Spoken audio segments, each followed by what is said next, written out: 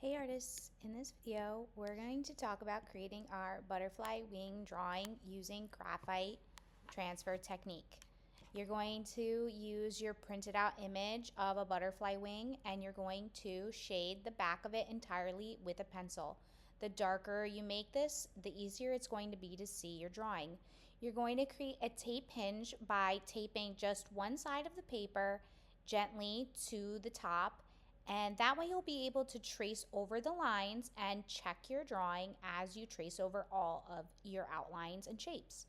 You'll be able to lift up the drawing and check to see the lines and then put the drawing back down and continue tracing. Once your drawing is done, you're going to pull off the taped image and use pencil to go over the drawing one more time so that your lines are more clean and easy for you to see. So using the graphite transfer technique helps you trace an image without having to use a light table if one's not available. You can use the graphite transfer technique and a pencil to finish your outlines. Once your outlines are done, you're going to move on to colored pencil. I use colored pencil to fill in all of the white cells of the butterfly wing. All of the white cells are around the outside edge of the wing. Then you're going to choose 3 colored pencils that blend smoothly together. So if you look at the color wheel, those would be analogous colors. For my butterfly wing, I chose a yellow, orange, and red to make it look more like a monarch butterfly wing.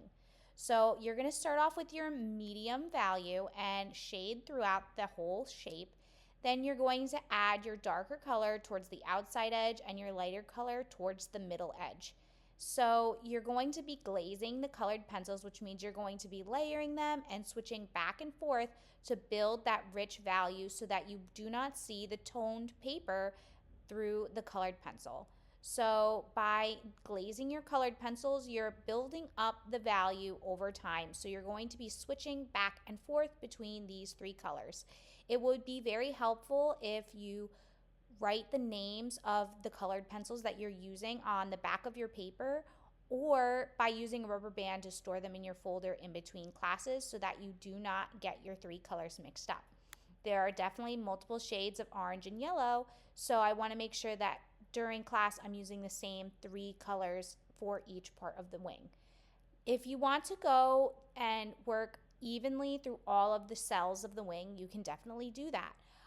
For the bottom half of the wing, shaded everything orange, then went in with the yellow, and then went in with the red, and just worked on all of them at the same time instead of focusing on just one shape at a time.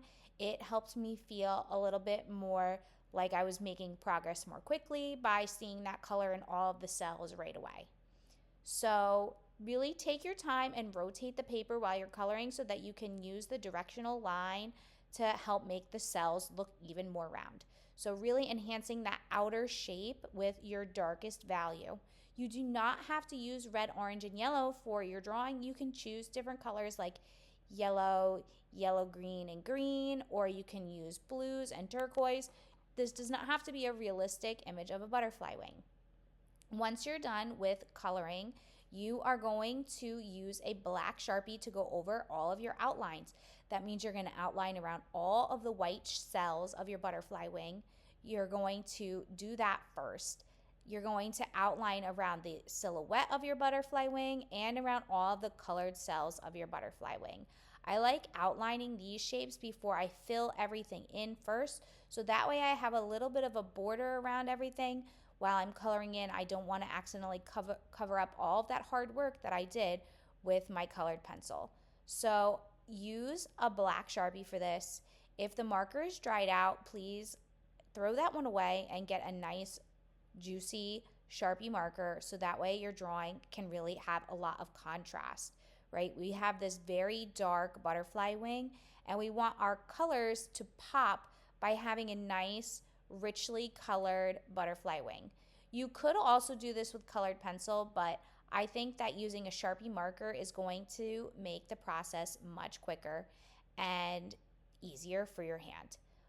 Once you're done with the black Sharpie, you're going to pick up a pencil and you're going to add a little bit of shading on the outside of the wing. You can use a blending stump, tissue, or just your finger to blend out that line, and it's going to make the butterfly wing look like it's popping off of the page. Sign your name and take a photo of your work. I can't wait to see what you create for this project.